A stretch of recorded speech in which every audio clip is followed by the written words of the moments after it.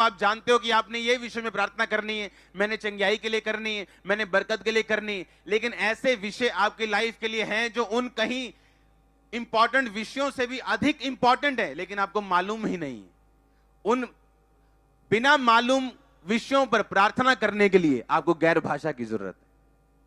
और तब पवित्र आत्मा आपके अंदर से प्रार्थना करता है, उसको मालूम है इसको ये चीज की जरूरत है, लेकिन इसको अवेयर ही नहीं है, ये इसको मालूम ही नहीं है इसे ये चाहिए। जो आपको मालूम है आप वो प्रार्थना करोगे, वो मिलेगा परमेश्वर से, लेकिन जिसका बारे में पता ही नहीं, तो परमेश्वर कहता वो पवित्र आत्मा तुम्हारे बीच से आहें भरेगा और अपने शब्दों में भी और गैर भाषा में भी वो प्रार्थना करवाएगा। आप समझ रहे हैं?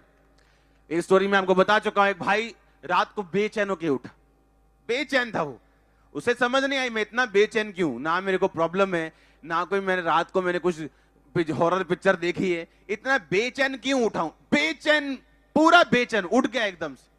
होली स्पिरिट ने कहा प्रार्थना कर, गैर भाषा में प्रार्थना कर रहा है, प्रार्थना कर रहा है। आधे घंटे बाद पवित्र आत्मा ने कहा अब तू सो जा। बेचैनी खत्म हो चुकी थी, शांति आ चुकी थी, उसे मालूम नहीं था क्यों उठा, क्यों खुदा ने बेचैन किया, उसके साथ ऐसा क्यों हुआ। अब वो सो गया। थोड़े दिन बाद अपने घर गया, भाई से मिला, उसके भाई ने बताया था फोन्स नहीं होते थे, अगर होते थे तो किसी किसी के पास होता होगा, इंटरनेट वगैरह कुछ नहीं था। उसके भाई ने बताया फलानी फलानी तारीख को रात को मुझे हार्ट अटैक आ गया था और मैं मर गया था, और मैं जब हॉस्पिटल में लेके गया डॉक्टर ने बोला ये मर चुका है। और सडनली एकदम से मेरी बॉडी को प्रभु ने छुआ, किसी ने छुआ और मैं उठ के बैठ गया और सब हैरान थे क्यों। उसने बताया, सुनो, उसने बताया कि सेम डे जिस रात तेरे को ऐसा हुआ उस रात खुदा ने मुझको उठाया था और मैंने गैर भाषा में प्रार्थना की थी। कितने समझ रहे हैं?